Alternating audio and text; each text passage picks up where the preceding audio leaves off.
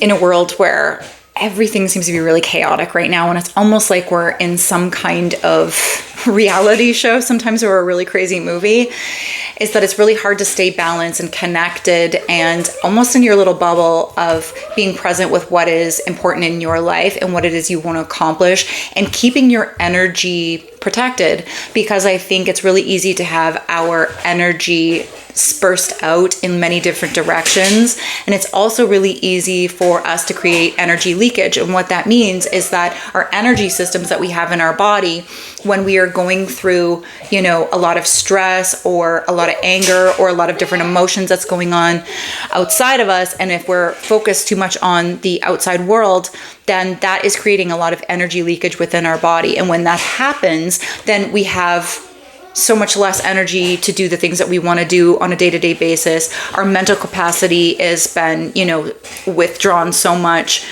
I mean, a lot of people don't even realize that our mental energy, for one, we have an expenditure of 25 to 30%. And so when we are behind a computer all day and we're focused on, things that are stressful, that actually will drain us energetically just as much as if you were out running all day, and actually, if not more. When we are thinking negative thoughts, that will drain us. When we are in fear, that will drain us. When we are looking at so many things that are going on within the world that we actually have no power over, that is draining us. And so the best thing to do with a lot of that is to disconnect as much as humanly possible. Get in our bubble of what is going on in our town, in our own city, just focus on our own family so that we can actually accomplish the things that we want to accomplish on a day-to-day basis and live our best life. Because when we are so focused outward, we are not doing our best for ourselves. We're not doing our best for our families. We are not doing our best for our jobs or our business, because we are so depleted in our energy field and creating too many energy leakages from a lot of different things. And then what ends up happening with that as well is that massively depletes our immune system. And so a lot of people are not aware of this, and our energy body is everything. Everything is energy. Everything resonates on different energy levels and different frequencies. And so when we start to focus on ourselves and start to figure out, okay, what makes me happy? What bothers me? What things in life that do bother me that I do have control over and I can change, the things that I cannot control and that I have no power over, then I need to try to put that away. Because if you have no power over it and it's stressing you out, such as things that are going on in the world, that is a big example, then we have to put that aside and try to gain as much self-empowerment as we can. And that goes with what I've always said before, which is eating your best, moving your body, doing self-development, areas that, maybe you've had past traumas with and things that you needed to work on, working through that, because the only way to get through a lot of these issues is to go through. And I know that that's the hardest thing, because that's the one thing that everybody wants to avoid, is going through the pain. We don't want to feel it. And that's why we're in a society where we're being brainwashed on a day-to-day basis that it's so easy just to be drugged up. People going to, pharmacies and being put on lots of different drugs, not realizing a lot of these antidepressants or these anti-anxiety drugs are actually highly addictive, and it's almost impossible to get off of in the long run. And it's a pattern. And then all of these things that we thought might be helping is actually creating a downward spiral and actually creating a lot more health problems in the future. So when we start to take control of ourselves and look at our own life and create our little bubble, and this isn't being ignorant in any way. It's not like if I close my eyes, these things aren't happening. Yes, they're happening. And you can bless them and you can pray for these people and these things. But what I'm saying is that if there's something that you have no power over, then why are we focused on it? Because it is only draining you, and it's draining you of your life force, and it is taken away, not just from you and your health, but it's taken away from you as a parent, and it is taken away in all areas of your life. And so when we start to reconnect with ourselves and really get focused, and it is hard, you guys, this, like me saying this, these words, it is hard because we always can get distracted, and the distraction is there on purpose. And that is just distraction is to keep us from growing. That distraction is to keep us in fear. That distraction is there so that we stay unwell, because they profit. They profit in all areas when we are unwell, when we are sick, when we succumb to what it is that they want. When we are healthy, when we have a strong mind and a strong sense of self, then we can't be separated from who we are.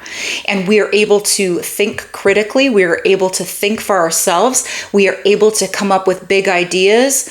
And then we're able to unite with those of us who stand in the same positions that we are and that want love, peace, growth, health, freedom in all areas. And so the more of us that come together and do this, our world is going to shift.